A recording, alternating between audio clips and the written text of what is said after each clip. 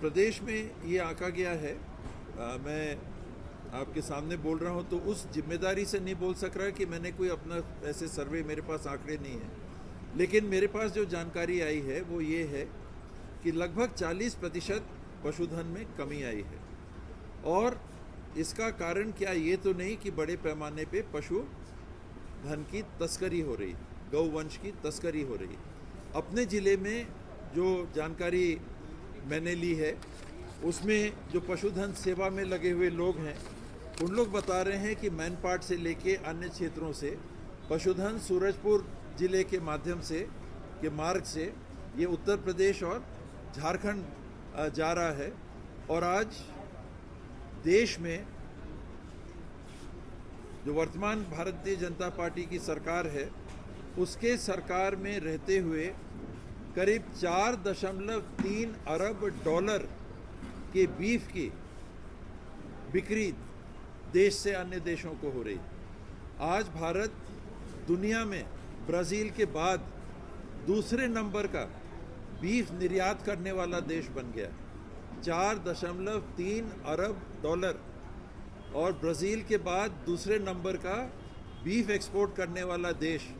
सबसे ज़्यादा बूचड़खाने कहाँ हैं? भारतीय जनता पार्टी के शासित प्रांतों में, महाराष्ट्र, उत्तर प्रदेश, बिहार। ये ऑन रिकॉर्ड हैं चीज़ें, ऑन रिकॉर्ड चीज़ें हैं। और ऑन रिकॉर्ड है कि जब इलेक्टोरल बॉन्ड्स का मामला सामने आया, सुप्रीम कोर्ट ने जानकारियां ली, सार्वजनिक करने को कहा, तो जो बीफ के एक्सपोर्ट में लगी हुई कंपनी थी उससे भारतीय जनता पार्टी ने चंदा लिया। तो देश को, देश के नागरिकों को किस हद तक गुमराह करके ये भावनात्मक माहौल बना के अपना राजनीतिक हित सिद्ध करना चाहते हैं, वो बातें उजागर होती है।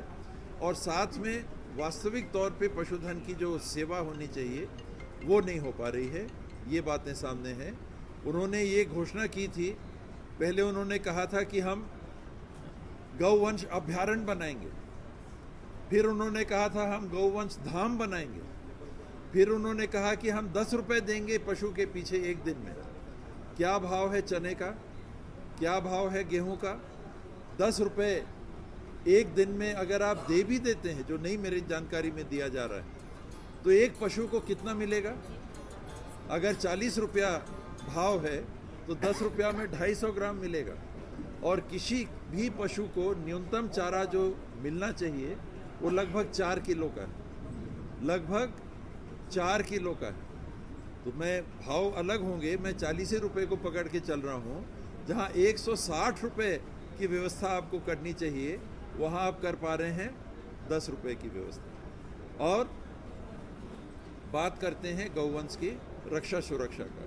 कांग्रेस ने अपने घोषणा पत्र में जिस बिंदु को रखा था, इन्हीं परिस्थितियों के कारण कि अगर व्यापक पैमाने पे हमको गौवंश की रक्षा करनी है, सुरक्षा करनी है, तो हमें गौठान बनाने होंगे एक विकल्प के तौर पे, जहां घुमंतु पशु हैं, जिन्हें आवारा पशु भी कहते हैं, उनको वहां रखा जाएगा। वहां उनके लिए हरे चारे, पानी इत्यादि की व्यवस्था होगी। चरवाहा रहेंगे जो पशु को लेके आएंगे, शाम को घर छोड़ देंगे इत्यादि। उसको बंद करके आपने जो व्यवस्था बनाई है उसमें आए दिन ये बात सामने आ रही है कि पशुधन की तस्करी छत्तीसगढ़ में बड़े पैमाने पे हो रही है। और देश आज दुनिया में दूसरे नंबर का ब्राज़ील के बाद बीफ एक्सपोर्टर बन गया। क्या करेंगे? क्या मांग? प्रजातंत्र में बात ही सामने रखी जा सकती है। बतौर मांग ये बात रखी गई है कि आप गौवंश सेवा की दृष्टि से पहले सरकार ये स्पष्टीकरण दे कि वो जो 5 लाख या 40% गौवंश या पशुधन में कमी आई है, गौवंशी हम अभी फिलहाल पकड़ के चलें, वो क्यों और कैसे मर गए इतने पशु या तस्करी के माध्यम से बाहर चले गए। दूसरा, 2023 तक जो गौठान प्रचलन में थे, चालू थे, उनको तत्काल चालू किया जाए गौवंश की सेवा के लिए। और तीसरा, इन गौठानों में चारे और पानी की पर्याप्त व्यवस्था की जाए।